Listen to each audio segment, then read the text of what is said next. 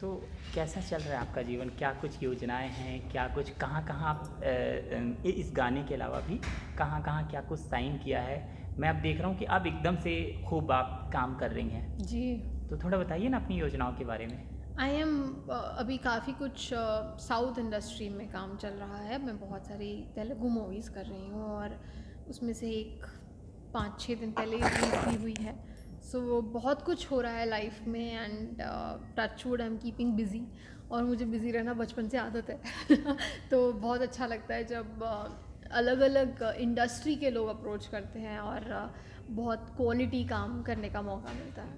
अभी का एक सवाल हमेशा मुझे ऐसा लगता है कि यहाँ पर इतना सक्सेस, इतना सब कुछ, साउथ क्यों जाना पड़ा? क्या वजह थी? मुझे वो वजह जाननी है। साउथ की जो फ़िल्में होती हैं, हुँ, अगर आपको पता हो बाहुबली एक बेंचमार्क क्रिएट किया है साउथ की फ़िल्मों ने। हुँ, साउथ की जो स्टोरीज़ होती हैं, जो डायरेक्टर्स होते हैं, उनका एक जो लेवल है सिनेमा का, मूवी का, वो बहुत अलग है जहाँ से बॉलीवुड आजकल कॉपी कर रहा है।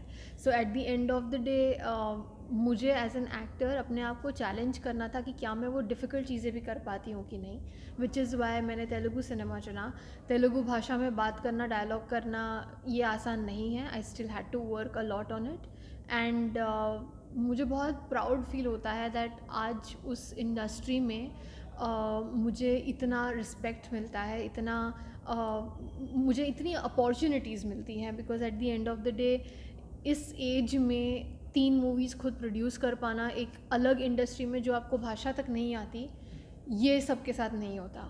And at the same time किसी एक्ट्रेस के अपकमिंग 9 रिलीज़ होना ये भी रेयर है, ये भी सबके साथ नहीं होता। So I really feel blessed and lucky. कभी-कभी मुझे लगता है, हो सकता है मैं गलत हूँ, कि आपने यहाँ पे इतना काम किया, सब आपको जानते हैं इंडस्ट्री में। हो सकता है आपको यहाँ पे खूब साइन करने के लिए लोगों ने अप्रोच भी किया होगा, लेकिन हमें ऐसे दूर से देख के लगता है कि शायद आपने साउथ इसलिए भी चुना कि यहाँ बॉलीवुड का रास्ता आपको शायद थोड़ा मुश्किल लग रहा हो, तो आप वहाँ पर। Not at all, I have already shot for a Bollywood movie, already एक शूट हो चुकी है और देर वर अ लॉट ऑफ प्रोजेक्ट्स जो आए थे। एक आर्टिस्ट की जो सेटिस्फैक्शन होती है, क्रिएटिव सेटिस्फैक्शन, वो एक एक्टर वो होता है जो फेम, पैसा या नंबर ऑफ मूवीज़ के पीछे भागता है, और एक एक्टर वो होता है जो लाइफ में लिमिटेड मूवीज़ करता है लेकिन अपने आप को अंदर से सेटिस्फाई कर पाता है क्योंकि वो क्रिएटिवली ऑनेस्ट होता है अपने काम से।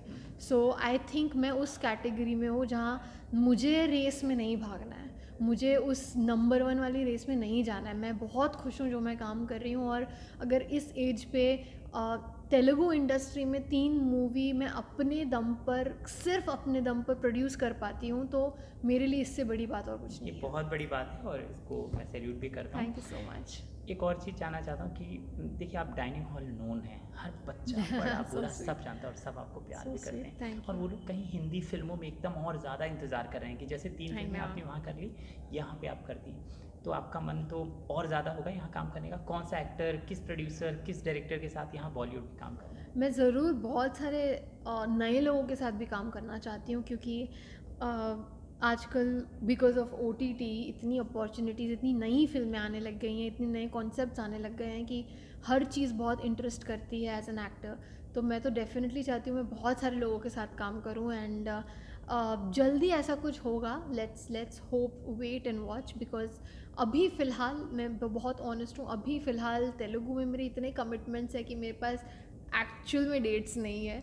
सो जैसे ही वो सारे कमिटमेंट्स ख़त्म हो जाते हैं and if I am approached by somebody जिसका कॉन्सेप्ट मेरे दिल को छू जाए, maybe then I get into Hindi, but for now मेरा फोकस काफ़ी तेलुगु और साउथ में है क्योंकि बहुत सारी ऐसी स्क्रिप्ट्स मुझे मिली हैं जो हिंदी में शायद कोई सोच भी नहीं सकता वैसा बनाने में। देखिए, आपको आपकी बातों से मैं पहचान पा रहा हूँ कि आप अच्छी कहानियों से जुड़ना चाहती हैं, लेकिन ये सवाल तो हम पूछते हैं हम लोग, कौन सा हीरो है जिसके साथ पर्दे पर आपको रोमांस करना है, चाहे वो साउथ के हों चाहे यहाँ के? मुझे मैं साउथ के तो मैं बहुत सारे लोगों के साथ काम करना चाहती हूँ क्योंकि बहुत ज़्यादा टैलेंट है वहाँ पे। अगर मैं यहाँ पे बात करूँ तो I think Ranbir Kapoor is somebody जिनकी स्क्रिप्ट चॉइस मुझे बहुत अच्छी लगती है, चाहे वो ए दिल मुश्किल हो, तमाशा हो, बर्फ़ी हो। उनकी जो स्क्रिप्ट की चॉइस होती है, बहुत मीनिंगफुल सिनेमा होते हैं उनके, और उनके कैरेक्टर्स बहुत इम्पॉर्टेंट होते हैं। तो I would really like to someday work with him. हाँ, अच्छा अविका, एक सीक्रेट चाइल्ड वाली बात आई थी और क्या था वो, उस पर आपका सो मनीष राय सिंघान मेरे जो काफ़ी अच्छे दोस्त हैं, उनके साथ मैंने ससुराल सिमर किया था, और तब रूमर्स ही आते थे कि हम लोगों का अफेयर है, फिर हम लोगों की छुप के हमने शादी की हुई थी, फिर हमने बच्चा भी छुपा रखा था। तो ये तो रूमर्स है, लोग बहुत क्रिएटिव होते जाते हैं, तो हम क्या करें। और अफेयर भी नहीं था, दोस्त थे सिर्फ। Exactly, he is I think what 8-9 years younger than my father. तो मतलब मैं क्या ही सोचूं। नहीं, ऐसा कुछ भी नहीं था। एंड मेरे दिल के बहुत करीब है वो, क्योंकि मेरे जो टीनेज के years थे वो मैं सब ससुराल सिमर के सेट पे ही मैंने बिताया है। तो he has help me grow as a person.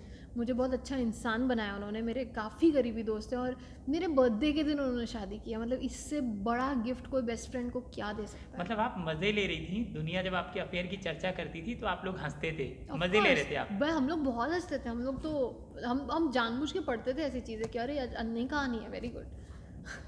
एक दो दुख की बातें हुई, मैं आपसे बात करने की कोशिश कर रहा था जब दादी सा गई थी, और फिर सिद्धार्थ का ये इस तरह लोग चले जाते जिनके साथ हमने बहुत काम किया। हालांकि सिद्धार्थ के साथ आपने काम नहीं किया, लेकिन उसी सीरियल से वो जुड़े रहे। किस तरीके से देखती हैं, क्या कुछ यादें हैं, क्या कहेंगी दादी सा के लिए पहले? बहुत ही टैलेंटेड और अच्छी आर्टिस्ट को हमने खोया है, और वो हमेशा हमें याद रहने वाली हैं। वो ऐसी पर्सनैलिटी नहीं थी जिन्हें लोग भूल जाएं, और उनके साथ काम करना, आई थिंक मैं बहुत ब्लेस्ड हूँ कि मुझे ये मौका मिला, कि उनके साथ मुझे स्क्रीन शेयर करने का मौका मिला, इतना टाइम साथ बिताने का मौका मिला, सेट पे इतना कुछ सीखने का मौका मिला। और मैं बस यही प्रे करती हूँ कि वो जहाँ पे भी हैं मुझे ब्लेस कर रही हैं। और मैं बस चाहती हूँ कि उनका जो टैलेंट है, उनका जो ऑरा था, जितना वो पॉजिटिव और काइंड थी एज ह्यूमन, मैं चाहती हूँ कि उसका एटलीस्ट 10% मुझ में आ जाए, एंड मेरी लाइफ सॉर्ट हो जाएगी। मुझे ना लास्ट टाइम फ़ोन करके घर बुलाया था, मेरी बात हुई थी, तो मैं जा नहीं पाया। मुझे लगा कोरोना है तो मैं जाऊँ कैसे ऐसे करके। मुझे बताइए, मेरे को यही बात याद आती है, आपको ऐसी एक बात जो उन्होंने सिखाई हो कि वो कभी नहीं भूलेंगे आप, जब दादी सा का नाम आता है तो वो सिखाई हुई बात आप मुझे भी बताना चाहेंगे?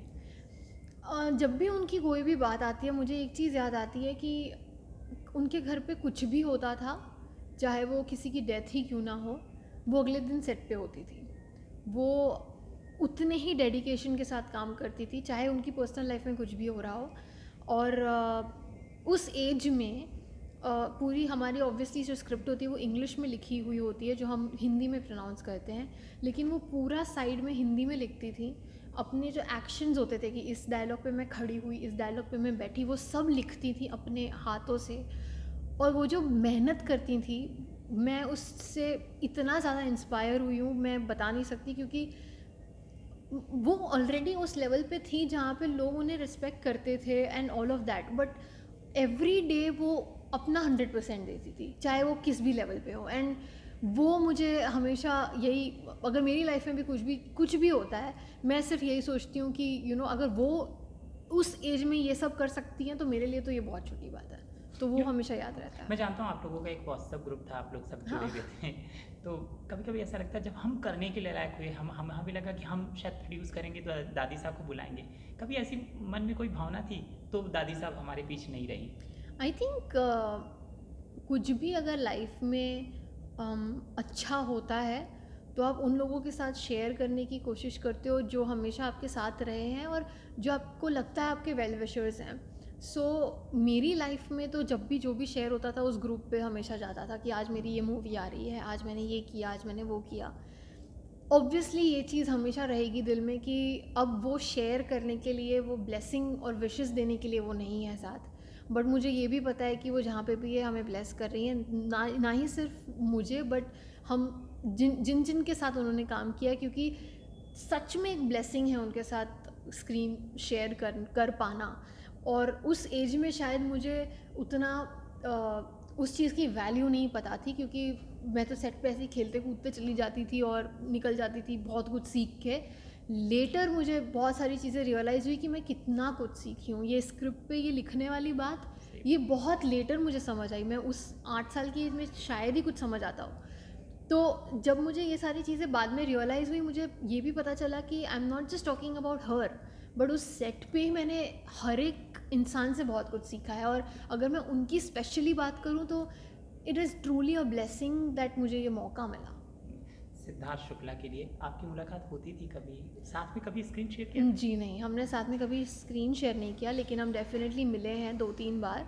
और he was one of the most charming and energetic person I knew. Okay, thank you Avika. Thank you और so जाते much. आते यदि आपको अपने दर्शकों को, साउथ के दर्शकों को खास करते और राजामौली और प्रभास के लिए कुछ कहना है? उनके साथ तो काम करने का सपना होगा या कर लिया, साइन Definitely. करने वाले नहीं, हैं? आपके मुंह में ढेर सारी मिठाइयाँ इस बात पे, बट नहीं, अभी फ़िलहाल तो नहीं, but definitely I am and I hope and wish कि ऐसा कुछ बहुत जल्दी हो जाए। और रही बात मैसेज की मुलाकात हुई है ऑडियंस के प्रभास या लिए, राजामौली से कभी? जी बहुत टाइम पहले, हाँ। यस। सो हाँ, ऑडियंस के लिए ये मैसेज है कि आप लोग ऐसे ही प्यार करते रहिए। तेलुगु ऑडियंस के लिए स्पेशली ये मैसेज है, क्योंकि वो लोग मेरे लिए बहुत काइंड रहे हैं। Even though I don't still know the language, they have still been very kind to me. और मैं बस चाहती हूँ कि ऐसे ही प्यार वो लोग करते रहें, और मेरी एक्टिंग वाली मूवीज़ तो देखें, लेकिन मेरी प्रोडक्शन वाली मूवीज़ भी देखें। कौन कौन सी है, नाम बता दीजिए। नाम अभी तक डिसाइड नहीं हुआ है। अच्छा, चलिए, thank thank you you so so much. Much, thank you.